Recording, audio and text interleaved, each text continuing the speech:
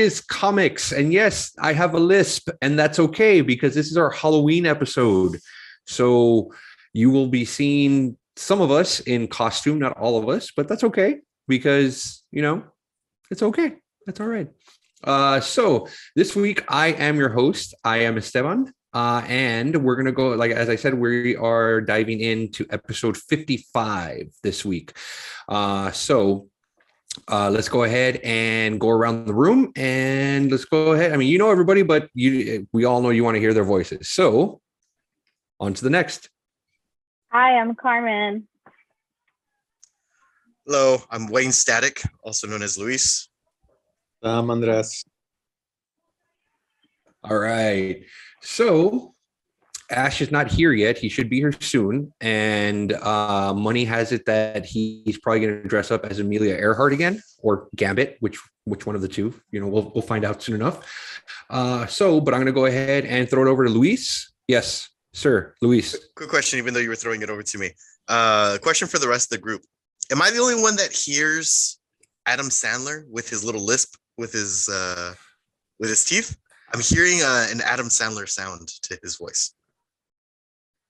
No? I don't hear sure, it. Sure, everybody.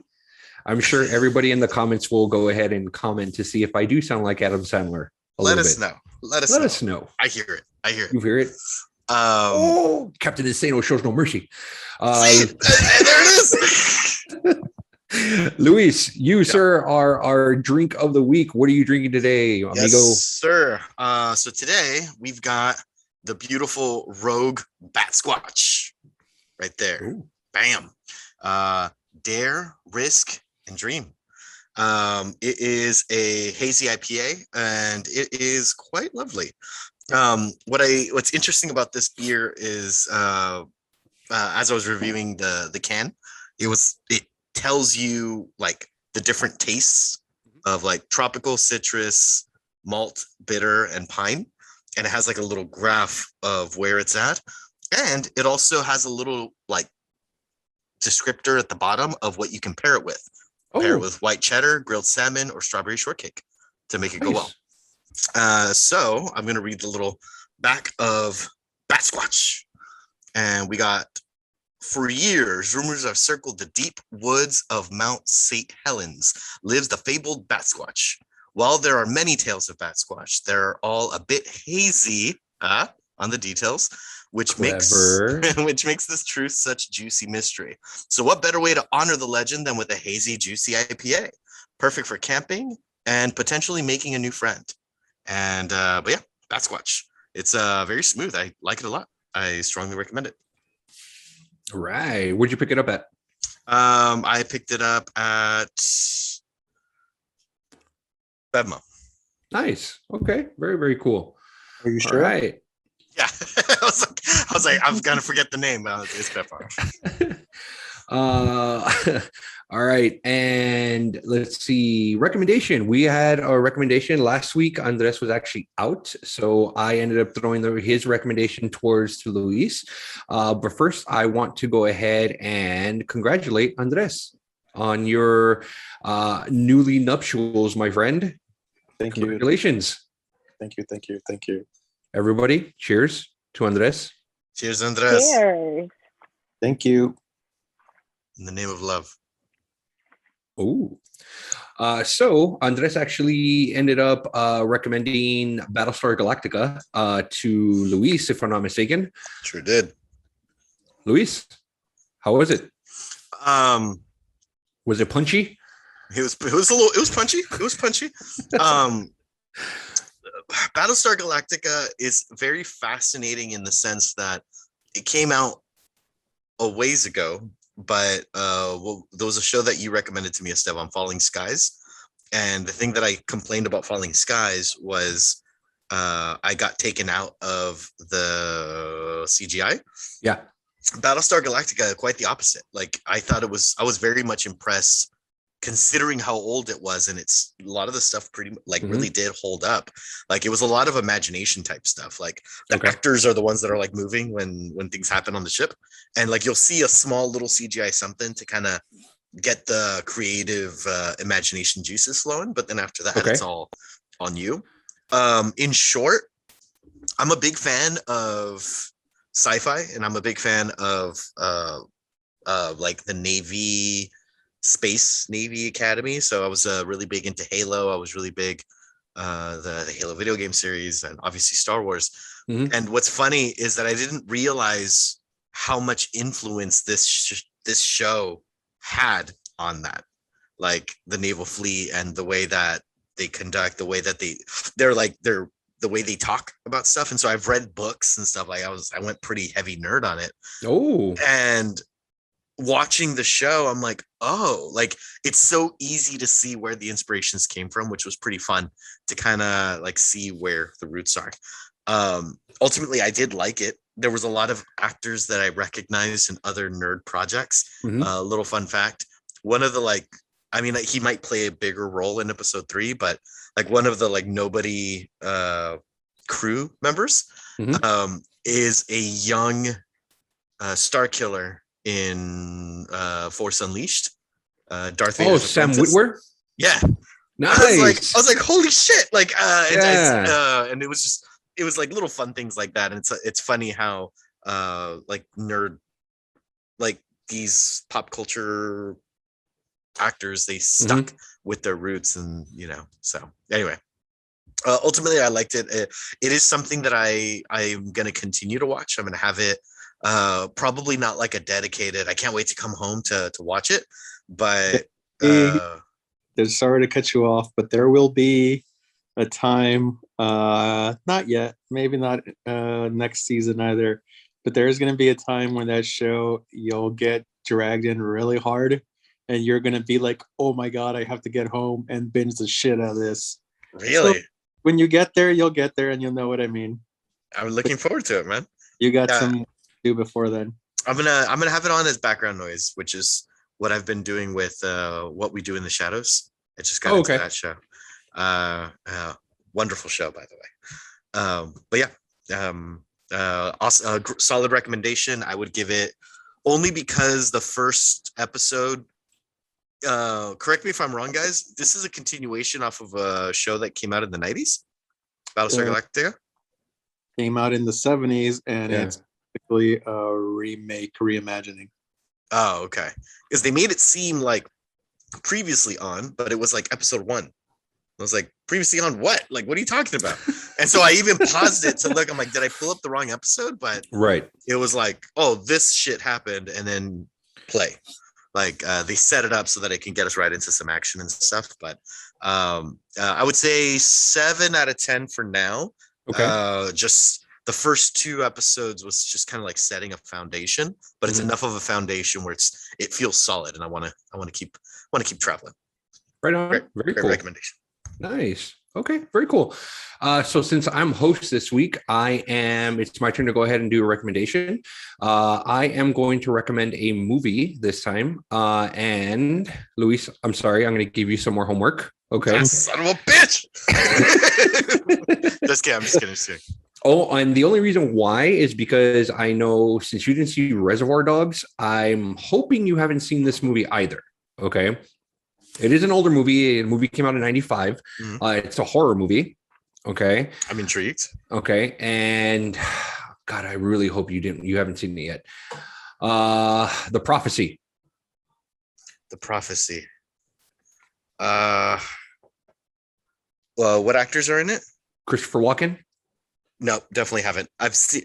The reason I know of it is because I remember going to Blockbuster Video and seeing it on the shelf, but I never picked it up and watched it. But okay, The Prophecy.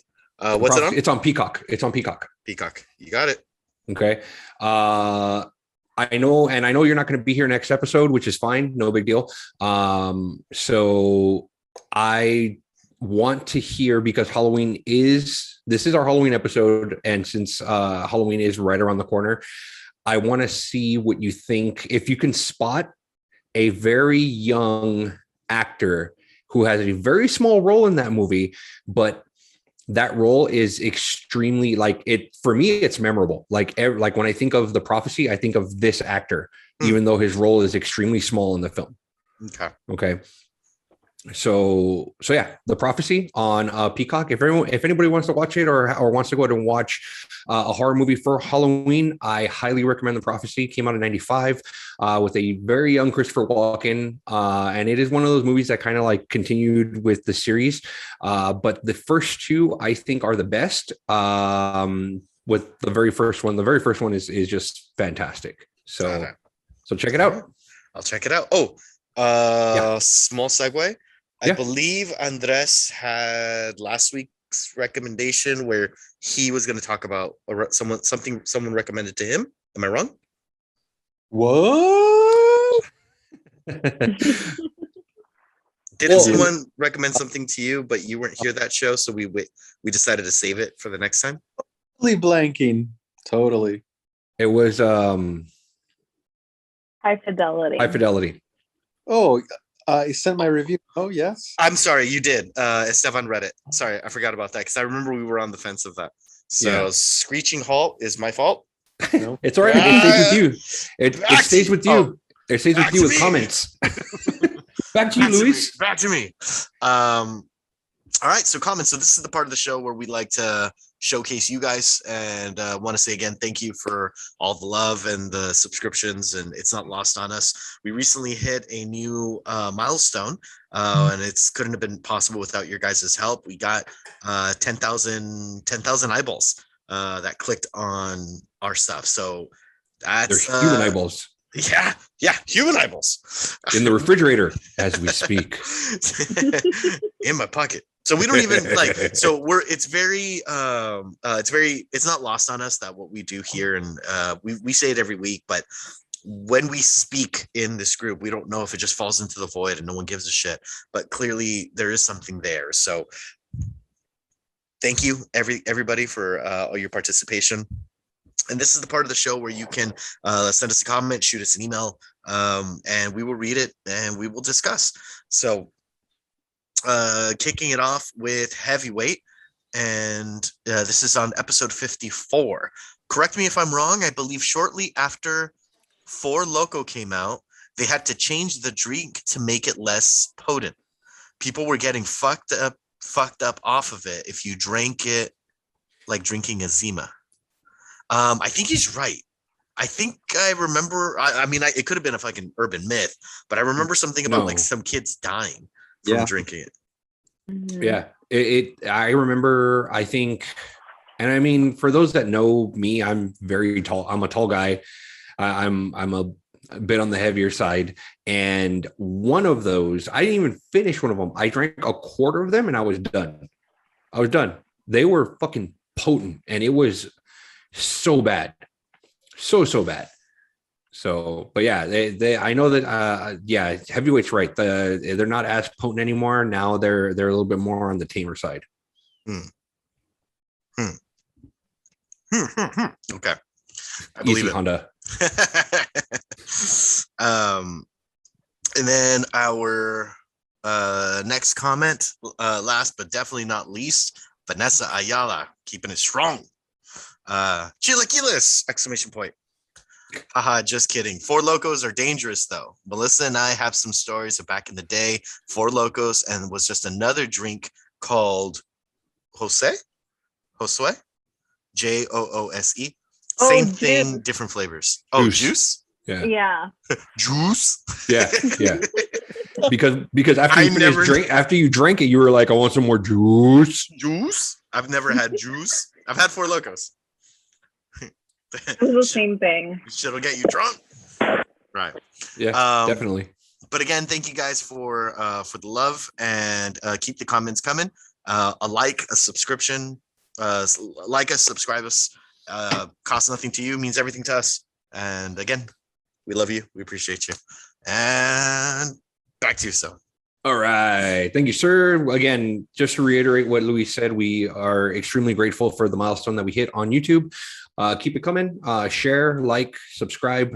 We appreciate all of it, especially the comments. So let's go ahead and jump into the show. And last week, Carmen actually gave us a little bit of homework for this week. So if you may or may not know, every Wednesday we end up updating a playlist that Andres curates. It's a playlist that you can find on Spotify. If you guys are looking for it, there's a link in our bio on our Instagram. Go to our Instagram, click on the link. It'll take you straight to our Spotify playlist. And every week, all of us go ahead and throw in a song to go ahead and update the playlist. This week, Carmen decided to go ahead and change it up, and she wanted us to pick a song that makes us extremely emotional as soon as the song starts playing. So it either makes us sad, makes us cry, or emotional, all together. So with that, Carmen, let's go ahead and kick it off with you. For those that don't know, what song was yours? Oh, all right. Before you start talking, you want us to all cry, bitch? Like I have to put those posts up while at work. I have to go into people's houses all swollen dyed. See what the Oh.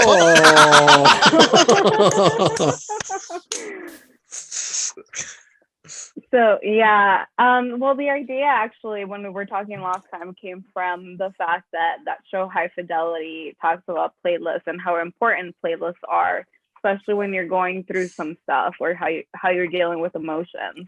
And I don't know why that there's a certain playlist that I have that I know as soon as I hit play, it's gonna be Waterworks all throughout. So it hardly gets played, but there's some gems in there. So that's what prompted the idea. So the song that I picked for this week is a Spanish song. It's a Spaniard singer-songwriter called Luis Perales, and the song is called Y Cómo es él. And so the title translates to Who is he, or how is he? And the song just basically talks about, it's a conversation that a father is having with his daughter. And it's a conversation that is the father asking his daughter, I know that you've met a man, and I know that this person is stealing you away from me. And it isn't the fact that I'm sad that he's stealing you away from me, but is he worth it? Like, is he a good man? Is he the man that's going to hold your sweater, the one that's going to walk you to your door, the one that's going to care for you? And that song really hits a spot for me because my grandpa used to sing it to me, and he would tell me that one day he was going to be able to meet the man that would be worth to be in my life forever. And unfortunately, he never got that luxury, but I know wherever he is, he can see it now. I'm extremely happy in the relationship I'm in, and the song just really hits that spot. So it's a beautiful song. If you don't speak Spanish, you can find the translation of the lyrics. I recommend you read them because it's genuinely a treasure of a song. I know there's fathers here, and I don't know if you read it or read the lyrics, but I think it definitely hits the spot. So yeah, that was my song. Sorry, I got teary-eyed. That's fucking beautiful. But cheers. Cheers. Cheers. Luis, Oof. your turn. Mine is here we go. Don't cry. So,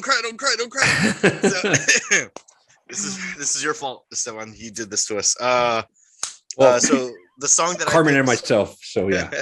the song that I picked is by none other than Slipknot. The song title is called Snuff. And what I related to this song is the beautiful thing about music is the lyrics can mean something to you versus what the writer of the song intended it to mean. And so this is very much a love song, but there's a couple verses that resonate with me with my own life. A little bit about me is when I was 18 years old, there were really bad circumstances that my mother was losing her house. And so I quit school. I started working full time because she had told me that all these bad things were happening in her life. And so I really wanted to step up, and I wanted to be like, hey, you've looked out for me, let me look out for you. And so I quit school, started working full time. Within a month of that happening, she tells me that she's moving to Mexico. At this point, though, I've already signed a 2-year lease. I already, at that time, burned bridges with my dad because he was telling me not to do the things that I was going to do. But I'm like, you don't understand. That's my mom.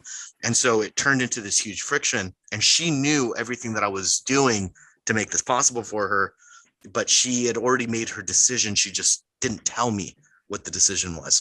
And so I felt a little bit betrayed. But this song, the two verses I'm going to read to you guys is, so if you love me, let me go, run away before I know.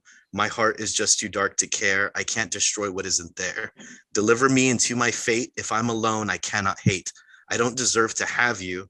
My smile was taken long ago. If I can change, I hope I never know. And the song gets deeper. But whenever I hear that song, like, I think when everything was happening, that song, I would put it on and my brain went to like a music video of my life. I don't know if you guys ever do that when you're like listening to a song, if it resonates to a certain part. Yeah. And so it's like a highlight reel of all the most horrible shit that ever happened, Luis. Yeah. Yeah. So, and so it just fucking hit. So now when I hear the opening chord, it's on my like playlist in Spotify.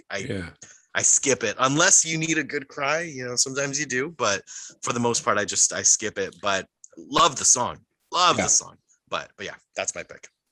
All right, Andres.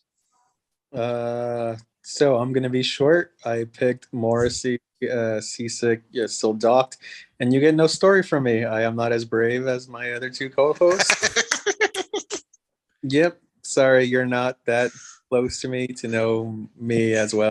You do them apparently, so that's all you get. Hey, that's cool, man. That's all good. We like some intrigue. It leaves Andres as the mystery man. El misterioso. So, there you go. That's perfect. So mine, I have two, and one of them started early on when I was probably about in the sixth grade. Sixth grade, I ended up losing my grandma at a very young age. She was actually only in her 60s when she passed away. So she passed away pretty young. And to this day, if I hear the opening chord or the opening trumpets of this Spanish song, it's over. Like, I'm done. Like, I have to walk out of the room. It's played a lot during Mother's Day. And there have been a couple of times where the song is played. Like, I've gone to breakfast with my parents and my wife, and the song starts to play. I have to get up and walk out because I can't handle it.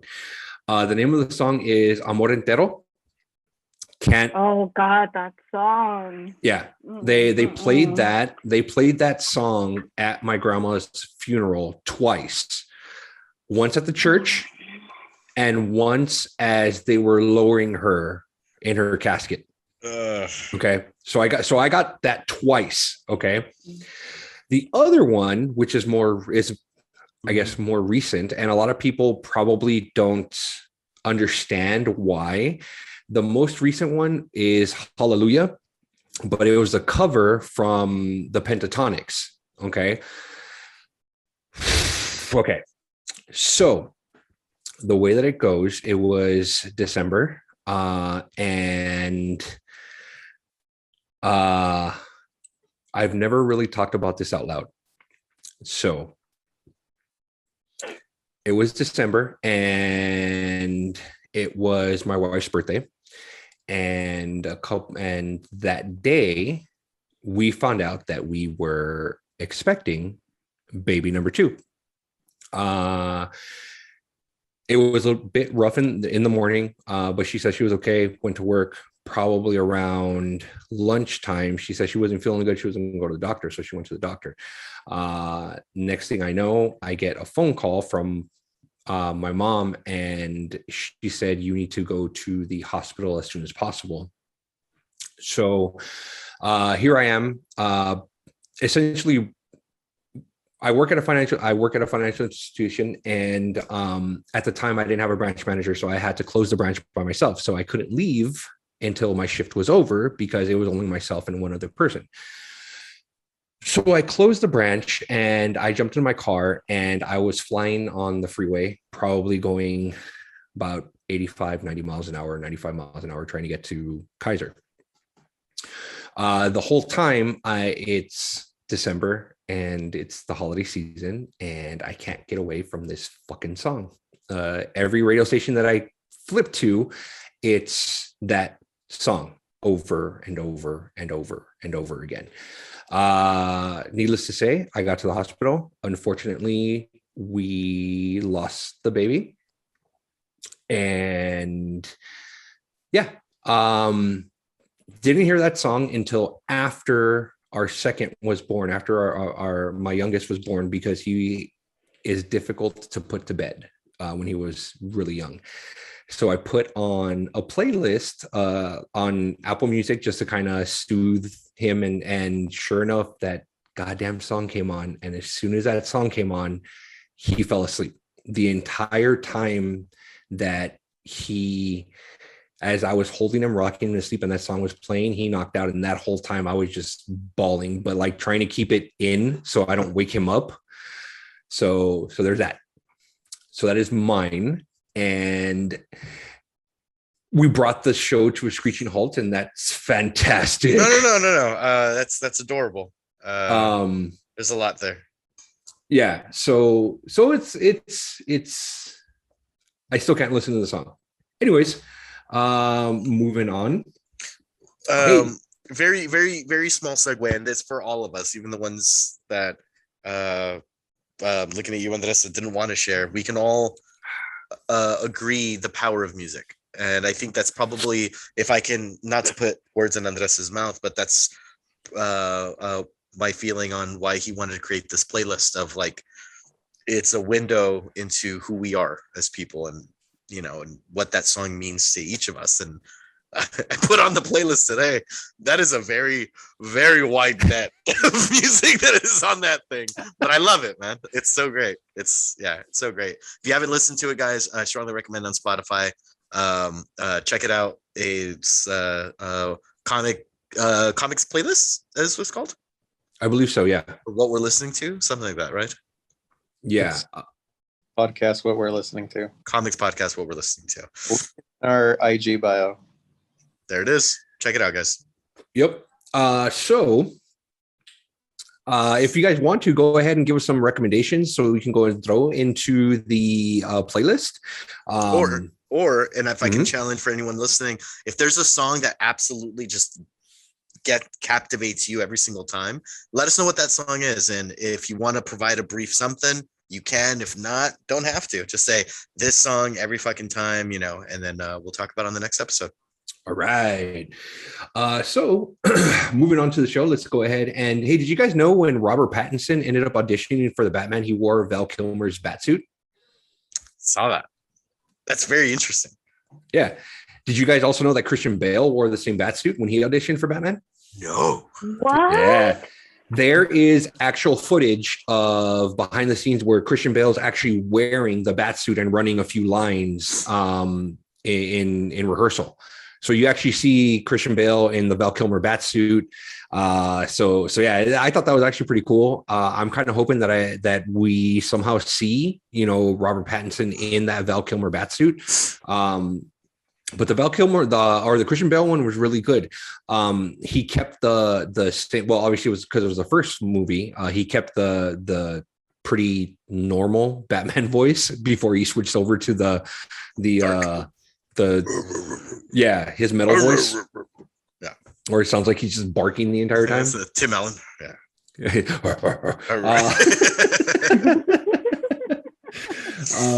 But yeah, so I thought that was actually pretty cool. And I believe the only reason why Christian Bale wore the Val Kilmer one is because Val Kilmer and Christian Bale are both 6 foot or 6'1", and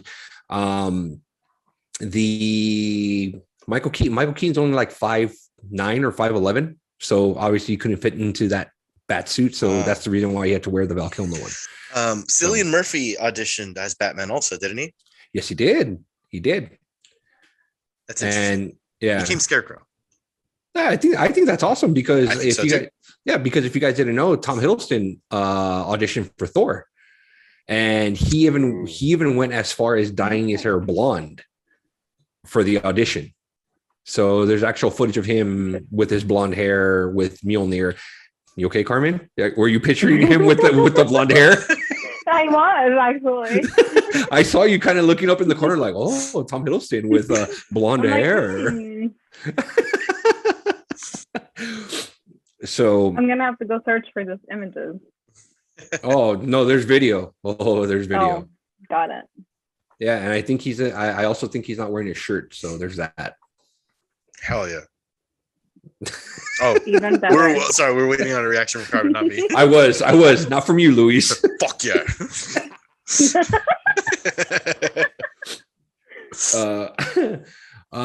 But speaking of Robert Pattinson, if any of you did not see it, the Batman has a new trailer. The trailer, I was fucking impressed by that trailer. Like, it blew my mind, that trailer. Like, I was extremely excited by it. I mean, what did everybody else think? 2 thumbs way up. Way up. Do you believe in DC now? Or do we just believe in Matt Reeves? Is it Matt Reeves we trust? I believe in Batman, man. I mean, I don't know. I mean, I hate to say I don't believe in DC. I've been fucking batting for him for a while, but no, this one looks like a step in the right direction with Flash coming. It looks like the soft reboot that it needs by bringing in the Flashpoint, and it's like a good goodbye to everything. So I'm intrigued. I'm excited to see what this brings. All right, Carmen. I loved it. I love to see the images of Zoe as Catwoman. I like both of them together. I was excited for it from the beginning, but I was still unsure of Robert Pattinson as Batman. I knew he was going to do a good portrayal, but I mean, you always have his portrayal of Edward Cullen in the back of your mind. So I didn't want to be unfair and say like that's what I was picturing. But the more trailers we see, the more I could see how he's really getting into the character that is Batman. So I even liked the image that we got because I don't think we had seen him as Bruce yet. And I really dug the way he looked. So I like it. I'm excited for it. No, I agree. Andres? Yeah, I'm actually really excited to watch it. The trailer was good. Like Carmen said, I was looking forward to it in the beginning. I didn't so much doubt Robert Pattinson as it. I was just eager to see his portrayal of it. And to answer your question, if you think DC's back, I don't know. How about we just take it a film at a time before we start be like, oh, we were Marvel again. So let's just that goes. Right on. Very, very cool. Oh, one small thing. It does look like it's taking influence from the Long Halloween and Year Zero. So what it looks exciting is that he looks like a rookie. I mean, he's much younger than the Batman before him, but it's like it's that era when he's taken out the mob bosses and this is happening. Like, I'm super excited to see him have his failures and to be intellectually challenged by the Riddler, because that would really set, him being the great detective. Like, right. Oh my God. So much potential there. Anyway, that's all. No, absolutely. I couldn't agree more. I mean, the way that he's being set up as this new Batman, and that this Batman is supposed to be more of a thriller detective type movie. I mean, I don't think that any, Batman movie has honed in on his detective skills like this one. I mean, we got a little bit in The Dark Knight Rises, or The Dark Knight, I'm sorry, but when he was doing all the like the ballistics and stuff with the with the Joker and stuff like that. Yeah. But other than that, that's all we really got. I mean, even the Michael Keaton one, we really didn't see any detective skills on there. Yeah. You got a little bit with Val Kilmer when he was going toe to toe with the Riddler, but other than that was it, but yeah, Luis, you're right. It looks like they're pulling from the Long Halloween as well as Year Zero, so I think, like you said, seeing him as a rookie, seeing him how he's going to evolve or what he could evolve into, it's like the sky's the sky's the limit for this film. So I'm pretty excited about that. We also got the Flash teaser along with some behind the scenes. Again, Carmen, how do you feel about this Flash movie that's going to be coming out? I'm not, I want to say concerned, but I don't feel like concern is the correct word. I feel like they're putting too much into this movie as far as like, this is going to be what like resets everything, or like everything is making sense. And then I just feel like that's somewhat of a tall order, you know what I mean? And I mean, because then if you're setting fans' expectations of that, and then you don't deliver on that, then it's a little bit problematic. But I mean, am I excited to see the movie? Yes. Am I excited to see how this is all gonna make sense, or how they're claiming it's all gonna make sense? Also, yes. But again, I hope it's not too much into one thing and then it doesn't do it justice. Okay, right on. Are you a little disappointed that we didn't see Michael Keaton in the Batsuit?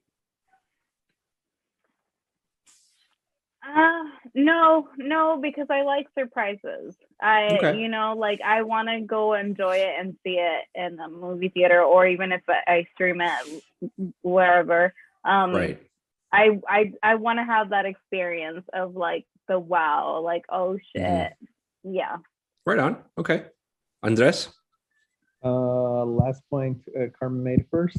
I agree with her. I don't want to see it. I'd rather see it in the movie theater. Let us all not see it until people post stills on the first weekend. I think that would be the best way to take a show for it. Show it to us because we all know and expect it. Just movie.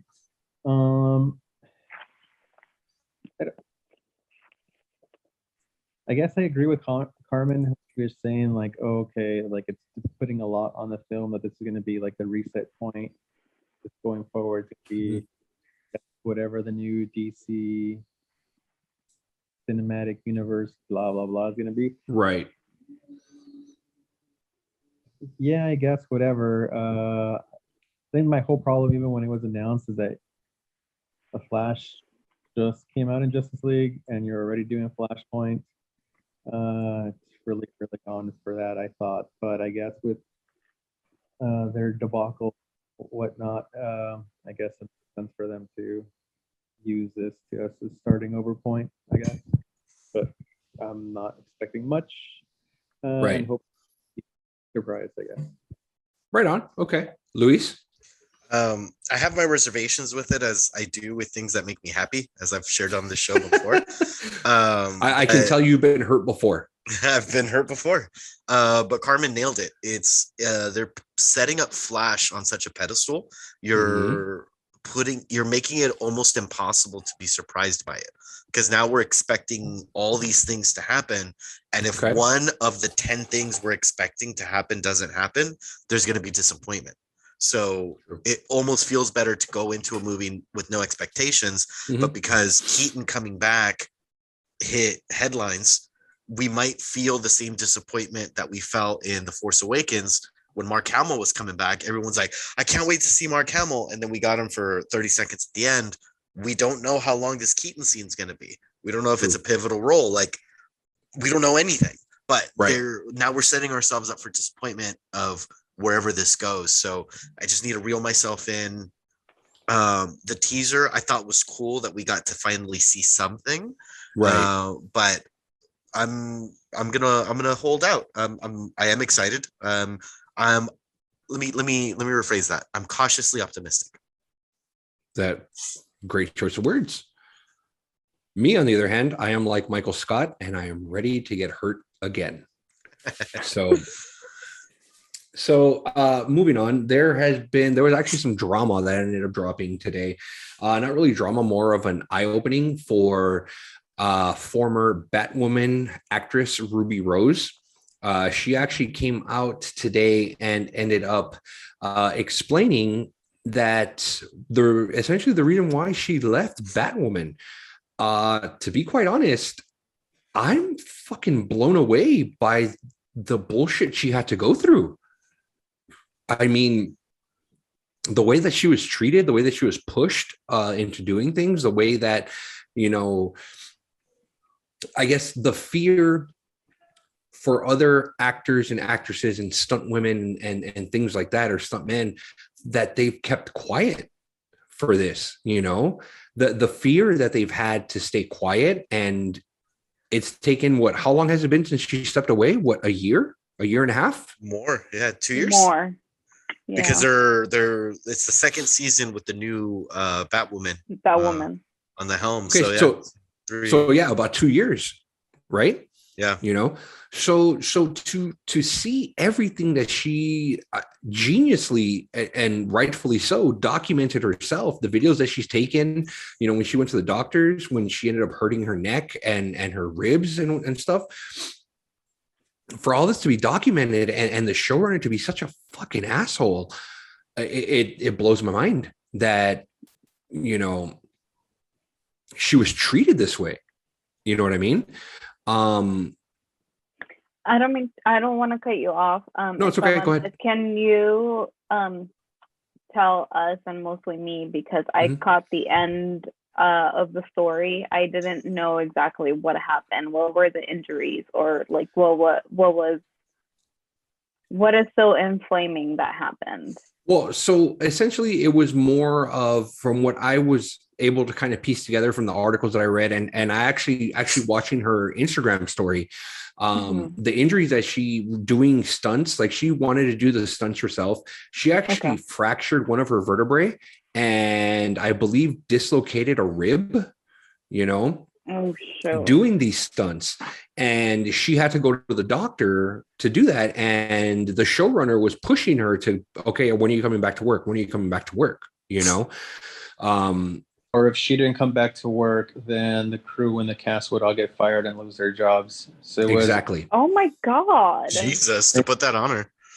Possible, so these people wouldn't lose out money. Yeah. So there was that. I think someone, if I was reading her story correctly, someone got hurt to the point that they are now a quadriplegic, on the set. I think someone else ended up breaking one of their arms or a leg or something like that. And it was just like, when are you coming back to work? We got to keep going. We got to keep, with this show, and at the start of COVID, all the other shows stopped production. Flash, Supergirl, Legends of Tomorrow, they all stopped production except for Batwoman. They kept going during the peak of COVID. They kept filming. They kept pushing to film. So it was all those work conditions that, she essentially had to step away, and for her body to kind of heal as much as possible because of the fractured vertebrae and the dislocated rib and things like that, So now that she's been able to speak up and say something, I'm not sure if anything is going to happen to that specific showrunner, now, you know what I mean? So it's insane that it had to go, because everyone kept on saying that she left on her own terms, that she departed because she just wanted to, she was tired of the role or something along those lines. You know what I mean? Yeah. So yeah, they made it seem like she didn't want to do the role anymore because of and at some point I think I even read an article, because I was shocked because I like her as an actress, and the article, if I remember correctly, and I'll try to find it, stated that she didn't want the role anymore because there were problems in the set, but not that had to do with any injuries, but it was more of the environment as her being a bisexual Diva? woman or a lesbian. Yeah, so it was more to do with that aspect of things that the article dictated that. She never spoke out about it or she never said anything, but that's what the article made it seem. So in my head, Right. like that's what I thought of why she left the show. And now that you're saying this, like, holy shit, you know, wow. Yeah. Well, yeah, and there's actual she actually recorded one of her consultations with her doctor saying, like, showing x-rays of her vertebrae and her rib. Like, even the doctor's like, I have no idea how you did this. You know, like, I've never seen this before. You know, like, her rib was dislocated in a way, and the doctor's just like, how did you do this? I don't know how this could happen, you know? Oh my God. So that's awful. Yeah. So she posted that to her Instagram story. I mean, who knows who got wind of it, if, you know, the WB got wind of it, or if the showrunner found out about it or what, but it was just one of those things where it was like, it was just insane. It was insane the way that she was just treated on the set, you know? Yeah, I think WB put a response, and I'm paraphrasing something like that there were still reports that she was like was like difficult on set to work with, and that they did an internal investigation and found no merit, something along the lines like that. So that's what WB said. Yeah. She was see, but that's such a bullshit response. That's like the same way of if two people break up and they ask the guy what happened. Oh, that bitch is crazy. Like, what does that mean? Like, that it is such a it's such a bullshit response. Like, it'd be so, and that's so sad for them to just say, oh, that actor or actress is difficult to work with, and then it makes it difficult for them to get work after because they decided to stand up for themselves. It's like the same situation with UB and I can't think of his name. Ray Fisher. Yeah, thank you. Yeah. WB again. Yeah, this may be their television as opposed to it being their DC films, but right, seems to be something wrong in the management of Warner Brothers in general. I agree. Oh, look at who joined us. It's Slash. Heyo. What's up, man?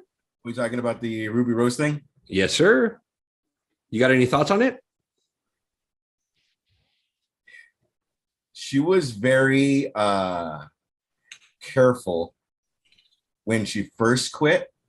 Mm-hmm. Like, oh, I hope she does a great job, and that's awesome. And like very like, I don't want to ruin my shit. But once other people like, that's fucked up. Like, you really find out crazy shit. So I mean, it just also works against, well, I was going to say it also works against how Marvel's treating their people, but last month it was Black Widow, or 2 months ago, or it was Black Widow, right? It was like 2 or 3 months ago. It was Scarlett Johansson on Black Widow, yeah. Yeah, so, I mean, it's real fucked up that sometimes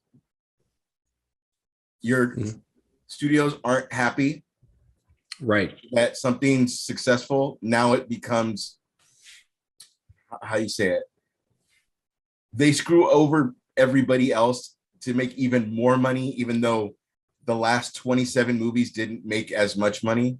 Right. You get what I'm saying? Yeah. I just saw your teeth. That's dope. Are you gonna be a werewolf or is this vampire? No, it's werewolf. Nice, man. I like it. I should have got with the bottom fangs. Yeah, that's dope. Well, you should see the contacts. I almost want to not even talk about Luis's fucking hair right now. He's Wayne Static, bro, from Static X. Is he really? I thought you were fucking Vegeta, or not Vegeta. Yeah, no, bro. You said it right, Vegeta. But no, I'm Wayne Static. I had my guitar, but I put it away. Sounds filthy. Awesome, Mia Wallace. And Nothing. Okay. And Andres. Clark Kent. Homie, you should have just put on a fucking suit and you'd have been Clark Kent easily. Sorry, had a long day at work to Or put even up with. that little, you know how sometimes they do that with the ripped shirt open or the just unbuttoned and having the S? You would have been fucking. Yeah, just come on shirtless, dude. They'll be doing great. Yeah. We're going to get more followers. That But would yeah, have been great with Andres without a shirt. That stuff does suck. And it does suck. I mean, I don't know. All I know is the general highlight. I don't know, like, the within the article. But Right. just, I don't know, man. I don't know why. I don't know, man. I think it's just one of those things where it's just like I didn't do enough research to know who the showrunner is. You know what I mean? On Batwoman. But from what it sounds like, with him pushing things to keep at work and the show to continue filming, honestly, it sounds like this showrunner is like the first time that they've become a showrunner. You know what I mean? Yeah. Like, this is my big break and we can't stop. We got to keep going. You know what I mean? The dude's pretty old. If you've seen pictures of him, Oh, fuck that guy then. sounds like a general creep. Oh, that One of fucker those should. old school dudes. Oh, Back in my day. Fuck that guy. He should. I pray that he gets chortle every day. Fuck that guy. Fuck his digestive tract. So this Hell is, yeah. This is the night of the overdose, right? Yeah. Mia Wallace. Oh, well, no, because I couldn't do the scab, Oh. like the scab blood, but I was trying, yes. No, it looks cool. I like it. Sorry, I'm playing catch up. It's all good. If it was that scenario, I could kind of understand because being made. I'm not saying no. I'm not saying she's wrong. I'm not nothing like that. Nothing like that. All I'm saying, if it was that kind of a scenario, like in being made an officer, I'm supposed to step up, but it's so hard because I'm such the bro that like. It's almost like I have to say, hey, my boss says for you to do this. So it doesn't come off like all of a sudden I'm just telling people what to do. Right. You know what I mean? But still, it shouldn't matter. It Right. comes down to being a decent human being. Like, she fractured a vertebrae and she dislocated a rib. Okay, how much time do you need off? No, I didn't. You know what I mean? I on her Instagram story, bro. Like, I went out and I saw her Instagram story. She posted a consultation that she had with her doctor with showing the x-rays of her fractured vertebrae and her dislocated rib, you know? So that's what I mean. Is this the main reason she's done or was done? That's why she stepped away. And it was one of those things where it was, oh, you need to come back to work ASAP or else we're going to have to fire everybody on set and everyone's going to lose their job, which makes sense because if you guys watch The Crisis on Infinite Earth, you can see that she's very stiff in her acting. She doesn't move her neck very much. You know, she's constantly, you know, you can tell she's very stiff because she got hurt prior to the Infinite Crisis, you know? So it was, and I think if I'm not mistaken, I saw an article where the WB, if you try to stream it off of the CW, they completely removed all her parts from Crisis on Infinite Earth. No shit. Yeah. If I'm not mistaken, they completely removed all of her parts on there. Do you think they did that so that she doesn't get any fucking royalties from it? Probably. Wait, but she had a really big role with what's his I face? know, with Kevin Conroy. Conroy, yeah. Mhm. I know. Would they have pulled all that? That's crazy. I have no idea, dude. I want to watch it. I mean, that I think I know, right? It's just to kind of see like how it was edited. Yeah. You know? I just saw her with Benoist. And it's funny because it was almost like you know how fucking Bruce just like, I know you can kill me in 0.1 second, but I'm still fucking bad. Like they had that scene, so funny. Anyway, but yeah, that sucks, man. And she was fucking amazing in John Wick. Like she probably would have been awesome action wise, you know. Mm-hmm. And she was a good actress on Orange is the New Black too. She was fantastic in Orange is the New Black. Yeah. So, and they lost star power too. What's that? It lost star power too. Oh yeah, I agree. So Yeah. So it looks like there was a screenshot or a photo of the Munsters that ended up dropping this week. Did you guys end up seeing it? I did. How does everybody feel about the Munsters so far? Yeah, go for it. Yeah, go ahead, Andres. Go. Did somebody, I don't know if it was me, that's why I'm saying, did somebody make the joke that Rob Zombie's wife was going to play Lily? I believe it was you, because he puts. Yeah. And if I remember your quote, because he puts her on everything, and even though she's not the best actress. Yep. Yep. Yeah. Bingo, bango. Bingo, bango. I'll have what he's having. I agree. Bingo, bango. That Yeah, means it didn't look bad, so I'll watch. okay. But- Carmen? I like the set. The set looks pretty awesome. Don't The laugh. actors, No, but the I'm set was laughing. amazing. I'm laughing because you're clearly looking for a positive. Like when somebody brings you like an ugly picture, and you're like, well, the sky's blue. The frame's so nice. that's great. So Yeah, good. yeah. Like you're looking. Like, oh my God, is this an actual silver frame? Good pick on the frame. How cute is my baby? I like his outfit. He's dressed to the Oh, nines, huh? God. No, but let me get to it. Yes, I like the set just because that's the first thing that I focus on, the background, and then like I stretch the picture to see the Right. actors. I mean, I'll watch it. Yeah, that's how I feel about it. I mean, I guess. I mean, if there's nothing else on, I'll watch it. Luis? Probably end up watching it. I have Okay. no expectations for it, but Mhm. I'm looking forward to see what it looks like in action. I'll say that, Oh, okay. like a trailer or something. Yeah, I think we're a few months away from a trailer. So, I mean, I mean, we'll see. Ash?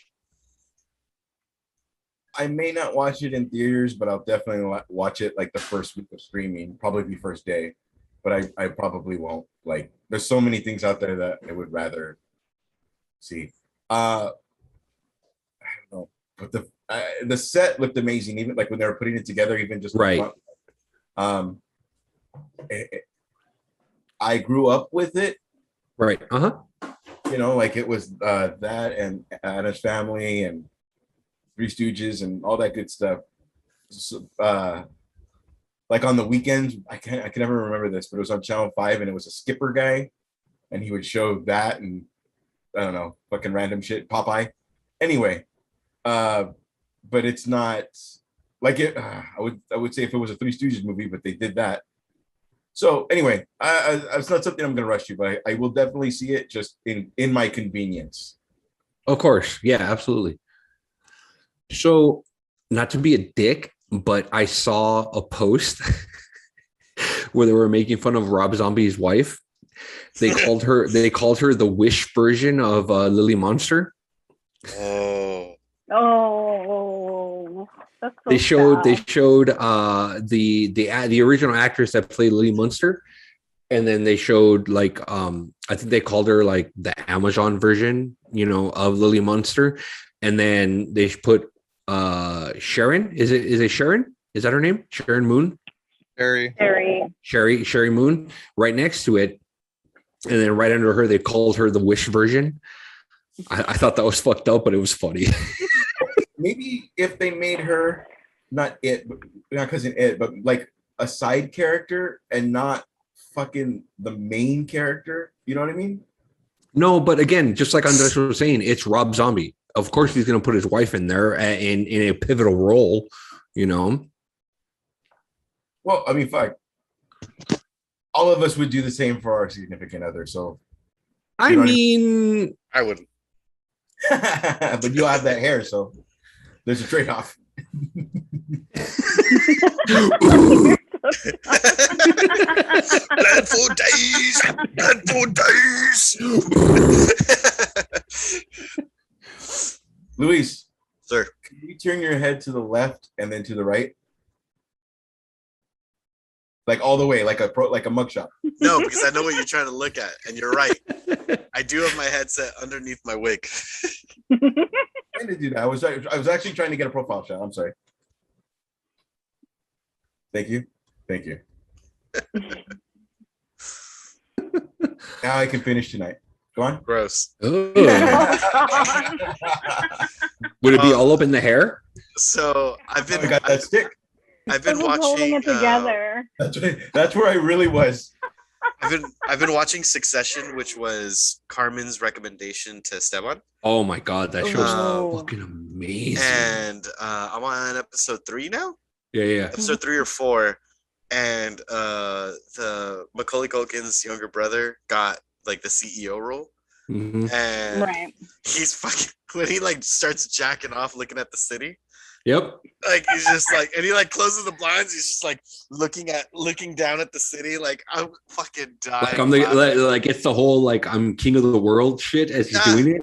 And then Like the that's all you next- pictured. Like I own you. The next scene when he opens up the blinds and he's like wiping the white shit off of the glass. Like, oh my god, I was dying. Anyway, back to you guys.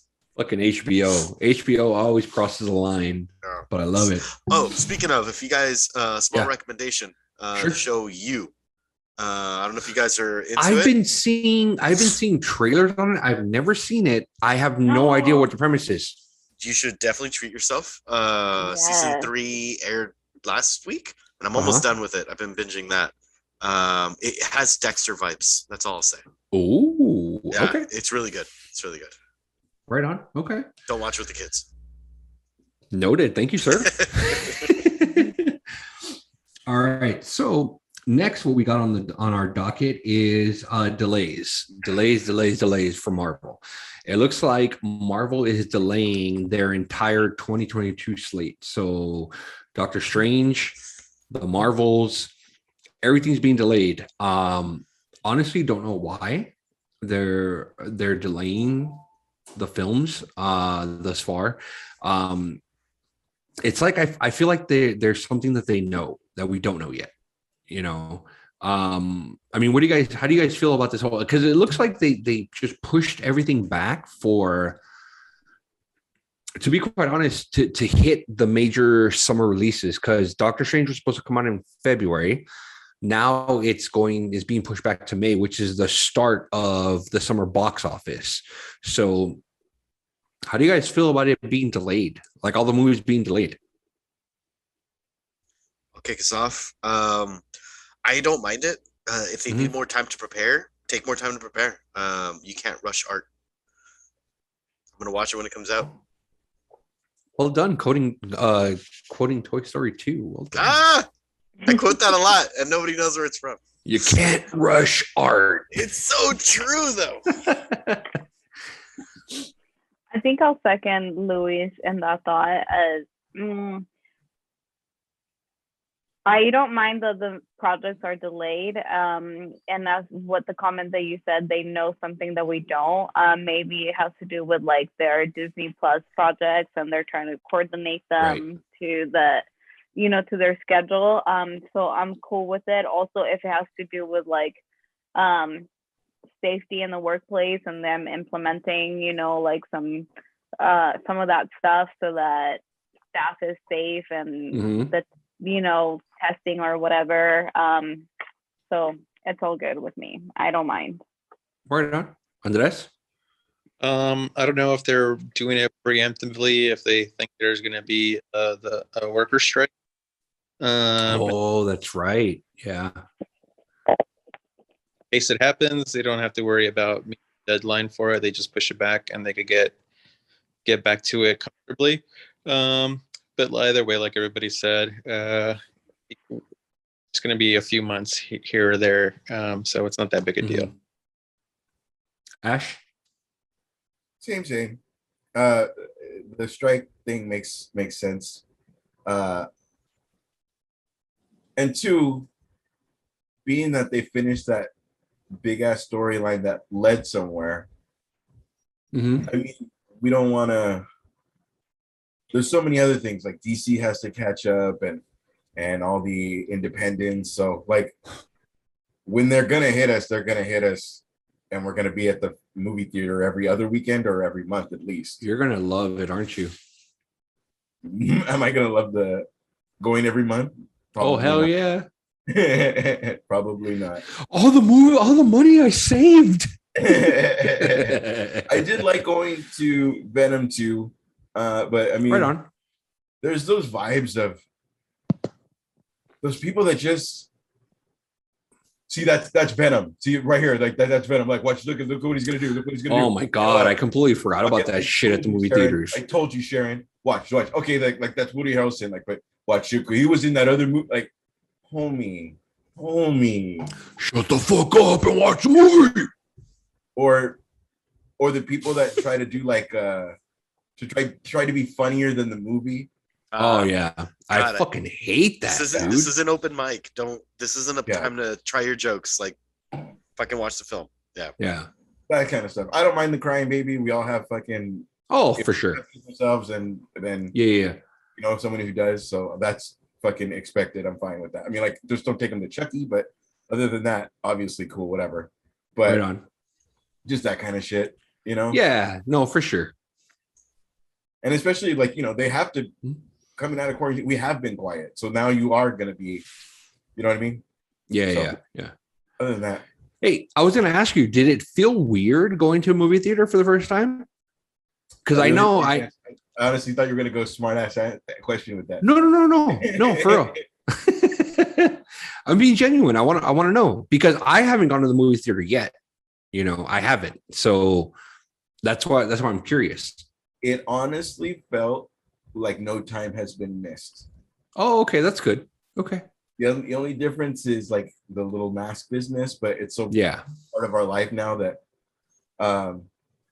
but other than that, like you know, you're still gonna get ripped off on a fucking pretzel and same shit. Yeah, let me go ahead and get the pretzel with the soda and a large popcorn. $85, please. What the fuck? Why is it specific? Why is there no change? So we offer 0% loan for 6 months. What the fuck? And then they like with the little club cards and like it'll all add up and like, hey, a free fucking mini popcorn. All right, cool. Right. $87,000 here for a mini popcorn. And the mini popcorn is like 4 kernels of popcorn. There was a pretzel that was, swear to God, it was dinner. It wasn't like a pretzel you get like, you know, when you go to fucking. Oh yeah. This was like, I could have went to like some third world country and fed a whole family. Like this was not, and it was like on my lap, and they had just made it. It was. So it was like a burning. Gross. Did it burn? Oh god. Yeah, it was not good. But you should probably get that checked. I can't take you serious at all with that fucking hair, homie.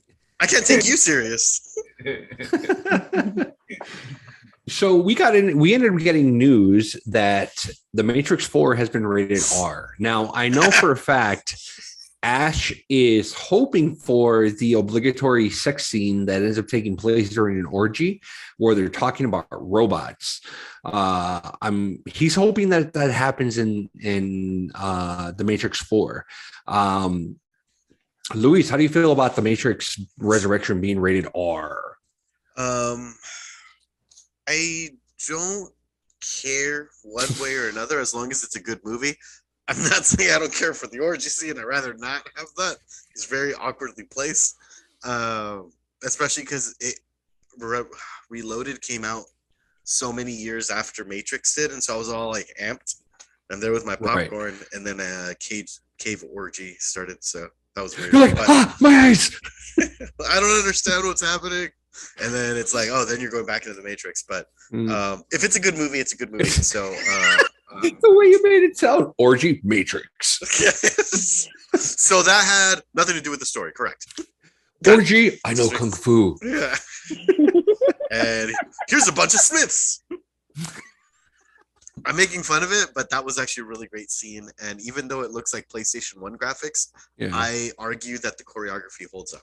The graphics do not, but the choreography was pretty legit. Yeah, the choreography was, yes. God damn it. Fucking twins. And then about the Matrix 2 is I respect that everybody had like Trinity saved Neo, and Morpheus had his big evil, which was the twins. Like everybody had their own little story. Like it wasn't like all Neo, you know? It was cool. Yeah.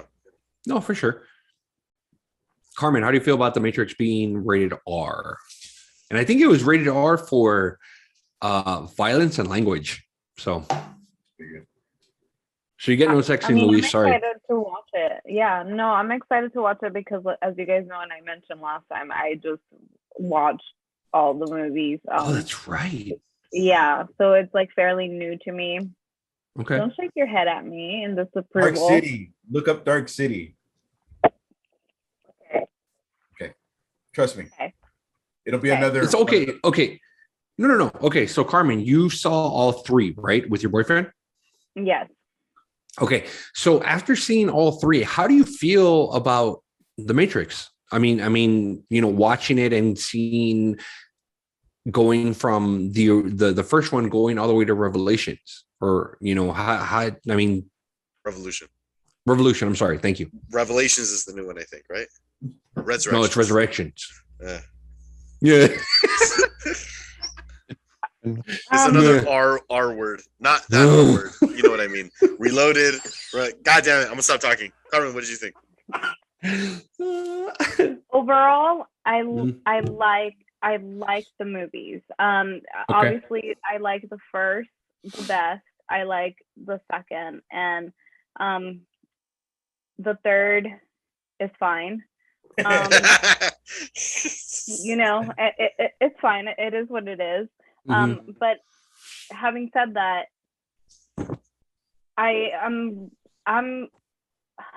it's a badass trilogy. It was, and I like the story. I want to see what's gonna be of the fourth one. The fact that it's rated R for language and violence. That doesn't. Yes, it makes a difference because obviously it's going to be a little bit more adult-like instead of graphics or whatever. And so, I'm excited for it. Again, if I don't know why anybody that's listening to us would not have seen all the Matrix movies, but if you haven't, I recommend them. It's kind of like those classic movies that it's a must see, it's a must watch for sure. Right. Okay, so being that you just recently saw them and they're fresh in your mind, how would you rank them? Obviously we know how you feel about the third one. So would you rank the first one before the second one, or part two before part one, or how do you feel? I liked part one more than part two, just because of the experience I had with it, where it's like you're discovering the little crumbs that are leading to what's happening. And then I was that annoying person that kept asking wait, what does that mean? Or what's gonna happen? Wait, but maybe that means that, and it's somebody that already has seen the movie. It's you're looking at me can you just wait? All of your questions are going to be answered. But I'm just the type of person when I try to solve a puzzle before, everyone or whatever. And I guess this is the competitiveness of who I am.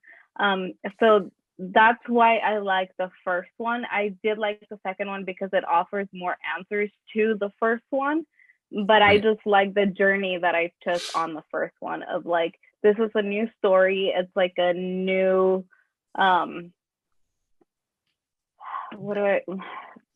It's kind of the way I feel about like crime stories or like crime Oh, okay. mysteries, where like you don't know what's gonna happen or what turn you're gonna take.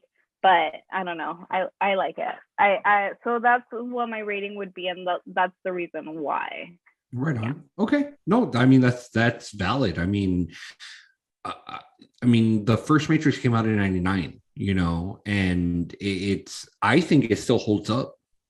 It does. Yeah, I think it still holds up. So I can't wait to see. Honestly, I can't wait to see the next one, because I know the third one was kind of like meh. So I want to see if they not fix it, but kind of like, what's the word I'm looking for? Just kind of like wipe the slate clean with it. You know what I mean? Do you guys expect with this new Matrix, do you think that like it's done after this one, or do you guys expect like another set of trilogies after this? I'm going with done. I'm hoping they go the route of Days of Future Past, X-Men. Okay. Where it's just kind of like a nice little bow at the end. Like, okay. That's what I'm waiting on. What about you, Andres? Do I necessarily think it's going to be a trilogy? No, maybe another sequel. I'm assuming they're going to wait to see how this plays out and then go from. Okay, right on. It'll probably be. No, I was just. They'll probably write it with the ability to make a sequel out of it, and if it ends there. Okay, cool. Ash? Same. I mean, if they're just going to tie a bow and why is this done, like, I mean, it could be as easy as, remember he went to that God robot? Right, yeah. What if he kept one Smith alive in case you ever fuck me over? Or what, like maybe not wipe the slate clean, like, hey, don't pay attention to that, but kind of make it as if this is the fourth one, as opposed to trying to clean it up. Just make this the fourth one and make it all make sense. Yeah, and I think that's what they're trying to go for, is they're trying to make it like the fourth movie in this series, because it seems like, because they're bringing back a few of the actors and actresses from the first, second, and third one, we're going to see, certain things that we haven't seen yet. Like, for example, if you guys remember, in is this the third one where he meets the little girl? I think it's the third one where he meets the little girl. Am I mistaken, or is it the second one? Which, Carmen, do you remember? I know you recently saw it. No, I think it's the third one. The little monk girl? Yeah, the little girl. So they actually got the original actors, to come back and reprise her role in the fourth one. And they're saying that she is the new Oracle. So I think that's pretty cool. I know that came out in the news, in like geek news and whatnot, that she's coming back to reprise her role, but she's now the Oracle. But from what I'm seeing is just like in the second one where he met the creator, you know what I mean? It's just like he kept on reiterating like his predecessors, Neo's predecessors, like he's different from the ones before, prior to him, and things like that. So it's like, I think this is going to be another Matrix, another rebuild, another telling of the tale, because we already saw what happened with the other Neo that we saw. It's kind of like seeing, where's this Neo going to go? You know what I mean? So I think that's what I'm kind of interested in, and why I want to see it, why I'm a little stoked by it, is because knowing that there were other iterations of the Matrix and other iterations of Neo, maybe this Neo will do things differently. You know what I mean? Yeah. So that's what I'm thinking. And lastly, let's go ahead. Huh? The Alec Baldwin news? Is that old to you guys? No, it's not old. He discharged a prop gun that killed a crew member and injured director on the movie set. Yeah, that was. Saw that already? Oh, okay. Yeah, never mind. Sorry. Didn't want to bring it on a downer, but okay. I didn't know you knew that. I thought it was like No. It's cool. Yeah, no. And what Ash is referring to is it was breaking news on today, on what happened today. You know, Alec Baldwin on the set of his new movie, he ended up firing a prop gun which discharged essentially shrapnel that that discharged shrapnel. Hey, Luis was saying that it sounded like Adam Sandler, so you know. Yeah, Sorry, man. That's an insane. Shows no mercy. He fired a prop gun that discharged shrapnel and accidentally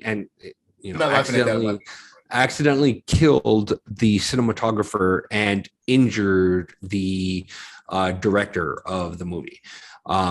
So our hearts and prayers go out to the families that to this tragedy. Obviously, this is not the first time that this has happened. It's happened on a few movie sets. More notably, the movie set The Crow that happened. That's actually what killed Brandon Lee. If not a lot of people did not know that. There's a specific scene in the movie where he's interacting with the character Funboy. That's what ended up happening. Prop gun was fired, discharged, and shrapnel was shot into Brandon Lee's chest, which caused him to go ahead and die. So our hearts and prayers go out to the family of the cinematographer. We hope that the director has a speedy recovery, and it's an absolute tragedy when things like this happen. You know, it was a prop gun. It's not like it was intentional or anything like that. It was just a freak accident that happens, and a lot of people don't realize that it happens more often than you think. You know, which is why they have so many prop people on set to verify and make sure that nothing like this happens. But unfortunately it happened. It sucks. And again, like I said, our hearts go out to the family of the cinematographer that passed and the director that was injured in the accident. So moving on to the last comment. Did you know that Charlie Cox will fight you if you go ahead and take the role of the new Daredevil? I love that. That's dope, right? Like, he legit said, I will go down to my basement, find the Daredevil helmet, and I will fight whoever ends up trying to go ahead and take the role of the next Daredevil in the MCU. That'd be funny if Marvel's like, wait a fucking second, you have a fucking helmet? I know, right? I thought we ended up selling everything. And I think that's fantastic because it shows the love that he had for this role. Dude, that role was made for him. He's so good in it. Steve Amell had that kind of love until something. I don't know if it was the movies that didn't go on with him, but he had that up until recently. I mean, for Stephen Amell, I think it was just, and I mean, Luis, correct me if I'm wrong, because I know you were a diehard Arrow fan from beginning to the very end. Were there a lot of like not complications, but like issues with on set, with the showrunner and how maybe Stephen Amell wanted to go ahead and take the story and how the WB wanted to go ahead and take the story? He's very PG with it. He doesn't really disclose that kind of stuff. Like, he's just very like, oh, we like this. Like, he's pretty vocal about not understanding why people didn't like season 3 versus season 2. Right. And there was something that an interview I saw with him recently, within the last couple months, like right before Heels. He's like, I'm always trying to do what the fans want, and everyone loved the end of season 2 with Deathstroke. So I was like, all right, let's build it up higher, and we got Damien Dark took over the city or whatever, and then not too many people liked it, and he's like, but we did more, you know. And so then him and the direct, like, and so they was just like constantly trying to make it better and bigger and stuff. So, but no, he's always been pretty PG. He's a smart businessman. He makes face with the fans, but he never talks shit on the studio or anything. Okay. Right on. Yeah. It was just weird because it seemed like a very falling from grace type thing with Stephen Amell on the WB. You know what I mean? Great. But I mean, knowing that, and I think, I mean, speaking for myself, but I think everyone on this show can agree that Daredevil was by far the greatest Netflix Marvel show to date. By far. You know, It was gritty. It was realistic. It was really right. Really good. And the mere fact that Charlie Cox is saying, I will fight you for this role, you know, because I think to him, he feels that he's not done telling Matt Murdock's story. You know what I mean? Him and Bernthal, man, they need to come back. I agree. I think they have to, you know, and I think even Christian Ritter needs to come back as Jessica Jones. Yeah. You know, I think Jessica Jones was an overlooked character. I think the writing kind of dropped off a little bit, you know, in the last season, but I think she did really well as Jessica Jones. You know, I mean, Andres, what do you think about the whole Charlie Cox and his statement saying that he'll fight the next Daredevil?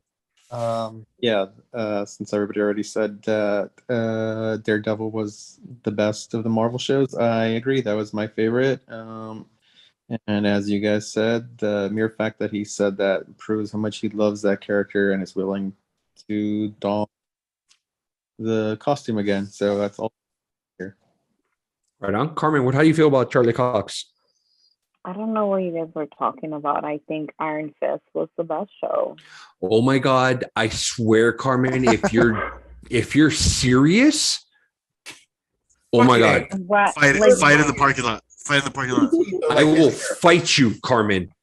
I'm sorry, but like when you have to remind me that I'm watching Iron Fist over and over again, how could that not be the greatest show ever? I know. Legendary Iron Fist. I agree with all of you. I think that role was very well portrayed by him. I don't think that we got enough seasons of the show. I think there was a lot more story to tell. Right. It was a very well done show. Mm-hmm. I know that they were all supposed to work with each other. All the shows, you know, they were supposed to be integrated. The portrayals that you did mention, Jessica Jones, John Barenthal as Punisher, I think those three were the best ones out of the bunch. And I would love to see them reprise the roles again. I don't think that we were done with those characters. So yeah, I mean, whoever dares to take that mantle, they better not, because that's his. You better not take it. Right on. No, yeah, right on. I mean, if a lot of people don't know, you know, people that are listening to the podcast, if a lot of people don't know or haven't seen Daredevil, episode 1, I think it's season 1, episode 3, if I'm mistaken, 3 or 4. The hallway scene. Yes. The hallway scene in the very first episode. Here's a fun fact. If you guys did not know, that hallway scene, that entire scene that you are watching was shot in one shot. It was one shot. There was no cutting. It was all one shot. So for those that don't appreciate Daredevil, how dare you? And secondly, one shot. And you know what? The best part is Charlie Cox was able to do it again in season 2 with another fight scene, did it again in one shot. And then he did it one last time. Season 3. The fucking prison scene. Charlie Cox is the fucking man as Matt Murdock and the Daredevil. Ash, yes. One more time with Defenders. Remember that it all led into a different fight? Right. Oh, yeah. Oh yeah. I mean, it's going to be on Netflix for forever, you know. So if you guys have not seen Daredevil, watch Daredevil. Watch The Punisher. I won't go over to DC. Sorry, to Disney. I don't think so. I don't think it's going to go to Disney Plus for a while. Surprisingly, did you guys know that in Australia or the UK on Disney Plus, they have Logan over there overseas Oh no. on Disney Plus. They are showing Logan. Oh, that makes sense though, because they acquired 20th Century Fox. Right. Yeah, it's on Disney Plus, but it's Huh. just kind of like, what the fuck, Disney Plus? Why aren't you showing it in the US? It's funny that with all the licensing shit, how complicated it gets. Like Right. a little fun fact about Marvel. Disneyland is the only park that will have Marvel characters, because in Orlando, where Disney World is, Universal Studios has the rights to Marvel property, and Right. so until they relinquish it, Disney World can't tap into it. So that's where they're having California Adventure being like Stark Tower and all that with Right. Spider-Man. The whole Avenger campus. Yeah, so because there's a Yeah. Spider-Man ride in Universal, and there's a Hulk roller coaster, and there's all kinds of stuff, which is pretty exciting. It's I just like interesting. Right. I like Disney being on board with not only main characters, but like fucking Captain America Zombie is fucking dope. Like, I mean, at Disneyland, and it's not like, you know what? I don't know. Even if they do that as like the Nightmare Before Christmas Haunted Mansion, even if they do that, like he only comes out and make it special like in October. You know what I mean? Right. Yeah. Oh yeah, hell yeah. No, yeah, for sure. All right, so that's going to go ahead and wrap it up for episode 55 of Comix. Daredevil was great too. Thanks for asking. Stefan. I also like that everybody had a story arc, and like Foggy's story arc. Like, I can't believe you're Daredevil, to having his back, to thinking he's dead and felt betrayed, and then Paige having to getting little clues that Matt's still alive. Like, everybody had like, again, like the other thing, a big story, like an arc. It's not like, hey, what's going on today, boss? Like, it wasn't like a fucking weird, the story's with you. You know what I mean? But yeah, so I'm glad that he loves his character that much, and people that love their character that much. And I do apologize for interrupting a lot. I missed a lot of the show, so I'm trying to make up for that. But